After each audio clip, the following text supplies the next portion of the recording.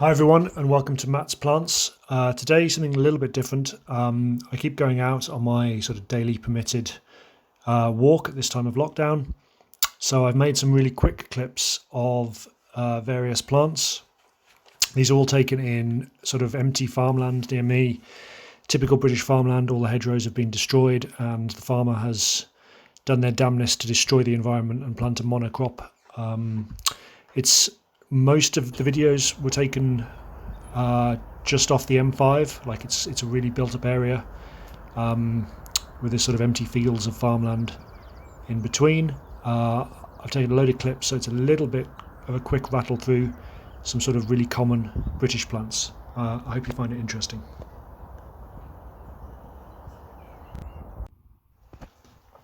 So first up we've got this plant, which is dog's mercury, Mercurialis perennis. A very common plant, although it's usually an indicator of ancient woodland. Not good to eat as it's mildly poisonous. So also not good to eat is this plant, which is lords and ladies, or Arum maculatum, which is a serious irritant. The leaves are sort of big and spotted and funky looking, you can see in the previous clip, and this is the flower, which is really unusual. Again, grows in hedgerows, old woodland, things like that. Next to the dog's mercury we've got this plant, which is just coming into flower now in the spring. It's stitchwort, or Stellaria holostea. So next up is the plant with the huge purple flowers, which is honesty, or Lunaria annua, member of the cabbage family.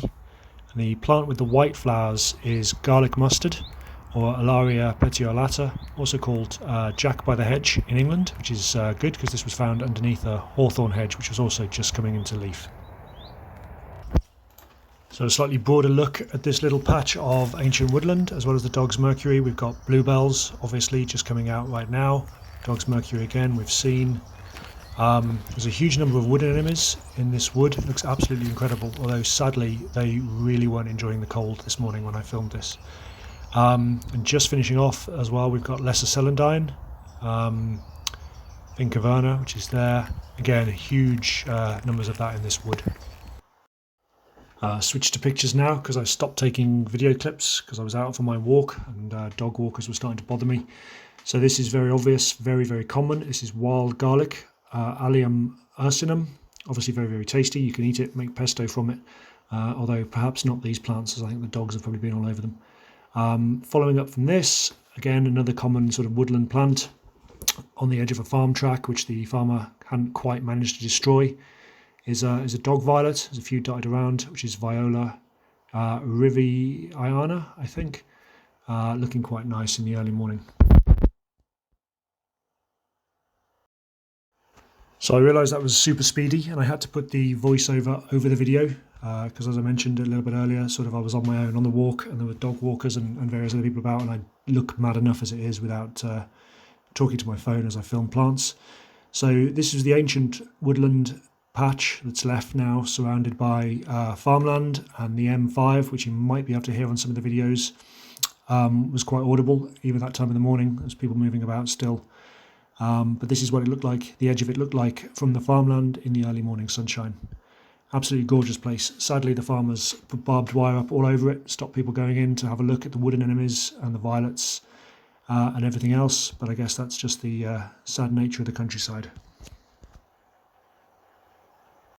So coming back on myself from the woodland in the previous shot is probably the best bit of the walk for me as far as Botany is concerned. It's an old green lane. So this is what it looks like. Again, you can see the pylon off to the side. It's still fairly, there's still a lot of trace of human habitation. Some pretty interesting plants to be found down here. So really, really common plant. I see it a lot waste ground, canal sides, anywhere there's sort of a vague patch of hedgerow or something similar. This is white dead nettle, which is Lamium album. You can usually tell it by the fact that it looks very much like a sort of stinging nettle, but without the stinging hairs, and usually has these sort of white circle of flowers surrounding it.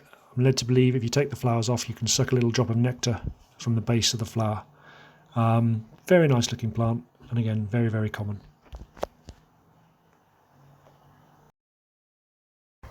So also in the dead nettle family, and this time hiding amongst the sort of real stinging nettles, is this, which is yellow archangel, or Lamium galobdulon. So again, you can see flowers, square stem, which marks it as a dead nettle, and you can see on the case of the real nettle, the stinging trichomes, the stinging hairs.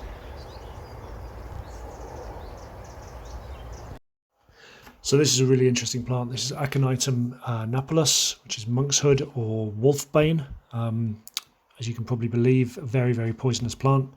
Late in the summer, it sort of has great big hooded purple flowers on it, which look absolutely fantastic. Extremely poisonous plant, both if you eat it, but also even if you touch it as well. So growing in quite big clumps here. Also down here you can see we've got more of the Arum maculatum with the spots, and also the early shoots of a horsetail, Equisetum. I'm not going to predict which one, these strange looking things. And I think that was hogweed, I just moved out of the way there as well. So I think I'm going to leave it there. Slightly difficult to edit by having to put the voiceover in afterwards, and I know it was a little bit hurried, so perhaps not the best video on YouTube, but I hope it gave a little bit of an introduction to some sort of early, very common British spring flowers seen on my walk on this sort of empty, soulless farmland that I have to walk over on my permitted exercise every day. Patches of ancient woodland. I can only imagine how beautiful it would have looked, you know, way back in history. So obviously this is what wood anemone looks like when it's out in the sunshine. As I say, the ancient woodland at the start of the video was covered in this stuff. Absolutely glorious. Okay, everybody, thanks for watching. Next time, back to the orchids, I promise. Okay, take care.